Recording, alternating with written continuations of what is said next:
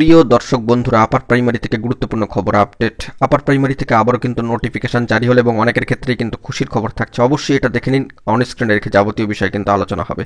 অবশ্যই ভিডিওটিকে শেষ পর্যন্ত ওয়াচ করবেন, স্টিল নাও কোনোভাবে কিন্তু স্কিপ করবেন না।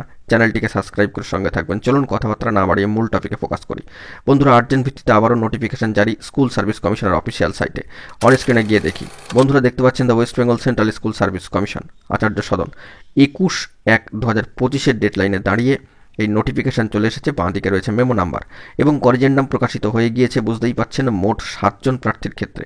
অবশ্যই এখানে সিরিয়াল নাম্বার সহ বিষয়টি দেওয়া রয়েছে এবং রেকমেন্ডেশন মেমো নাম্বার উইথ ডেটে মোট 7 জন প্রার্থীর ক্ষেত্রে এই করিজেন্ডাম চলে এসেছে এবং করিজেন্ডাম মেমো নাম্বার উইথ ডেটেও কিন্তু দেওয়া রয়েছে। Different subject, different candidate name এবং ডিফারেন্ট স্কুল নেমের ক্ষেত্রে। অবশ্যই মোট 7 জন প্রার্থীর ক্ষেত্রে different subject English, bioscience, geography, history, English এক্ষেত্রে বেশ কয়েকজন রয়েছেন।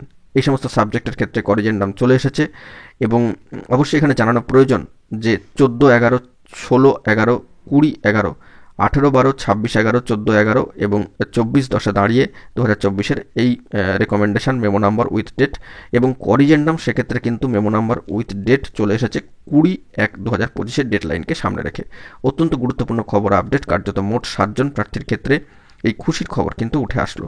কমিশনের তৎপরতাও কিন্তু জোর ভাবে চলছে এবং গুরুত্বপূর্ণ পদক্ষেপ বা ইনিশিয়েটিভ তারা কিন্তু নিচ্ছেন বিভিন্ন কাজকর্মের মধ্যে দিয়ে করিজেন্ডাম প্রকাশকে কেন্দ্র করে। আপাতত এই মুহূর্তে দাঁড়িয়ে 21/1-এর ডেডলাইনে চলে এসেছে 7 জন প্রার্থীর করিজেন্ডাম। তো এখন এটুকুই। সকলে ভালো থাকবেন। জরুরি আপডেটগুলি পাওয়ার জন্য চ্যানেলটিকে সাবস্ক্রাইব করে সঙ্গে থাকবেন। ধন্যবাদ।